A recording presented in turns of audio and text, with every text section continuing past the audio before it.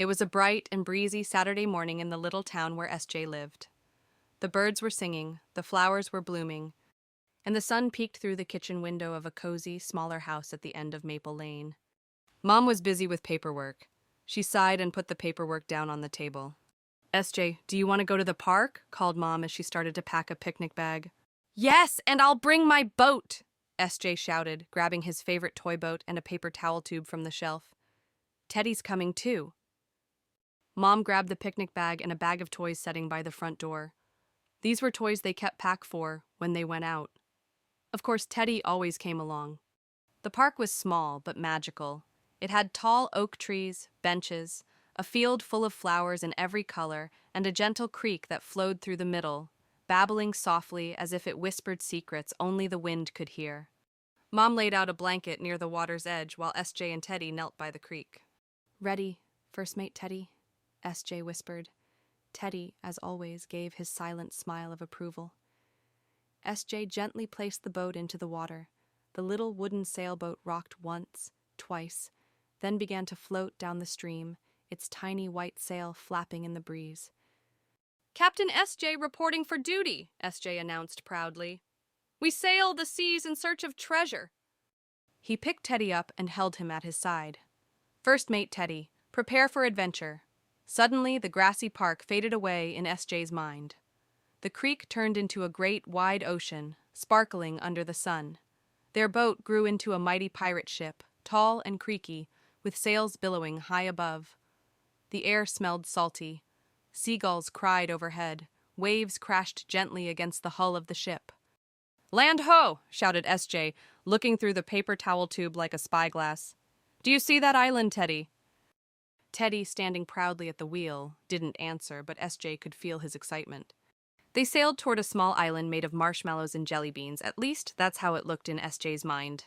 But just as they dropped anchor with a splash... Shark! Yelled SJ, pointing into the water. A jelly shark with sprinkles on its back.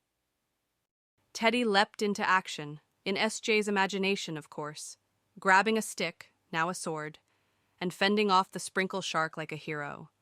SJ joined in, swinging his plastic shovel like a mighty blade. Together, Captain SJ and First Mate Teddy defeated the sprinkle shark, who swam away giggling. Once the jelly shark was gone, the two pirates climbed ashore. The land was magical. Rocks made of jelly beans and boulders of marshmallows.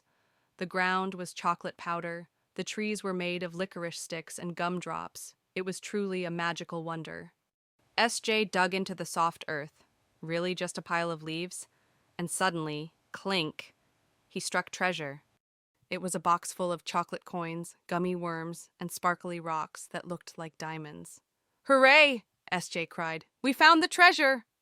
But before they could celebrate, the sky darkened. Thunder rolled. Really, it was a passing lawnmower. And the waves grew high, caused by a breeze rustling the creek. A storm is coming, Teddy. Back to the ship. They ran back to the ship carrying the box full of treasure.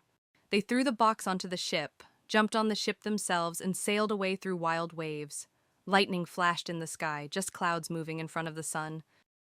Don't worry, he whispered. We're brave pirates. Nothing can stop us. And just like that, the storm passed. The ship slowly shrank back into a toy boat, bobbing gently in the real-life creek. SJ blinked and smiled. The flowers were still blooming, birds were chirping. Mom was waving from the picnic blanket. Time for sandwiches, she called. SJ scooped up Teddy and sat down with Mom. As they munched on peanut butter and jelly sandwiches, he told her everything. The pirate ship, the sprinkle shark, the treasure, and the storm. Mom listened with a big smile. Sounds like a perfect adventure. It was, SJ said, giving Teddy a squeeze. That night, after a warm bath and a cozy bedtime story, SJ curled up in bed with Teddy by his side. Next time, he whispered, we're sailing to the building block island.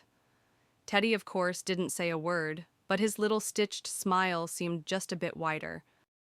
SJ yawned, hugged Teddy close, and drifted off to sleep, dreaming of treasure maps, stormy seas, and the best first mate a pirate captain could ask for.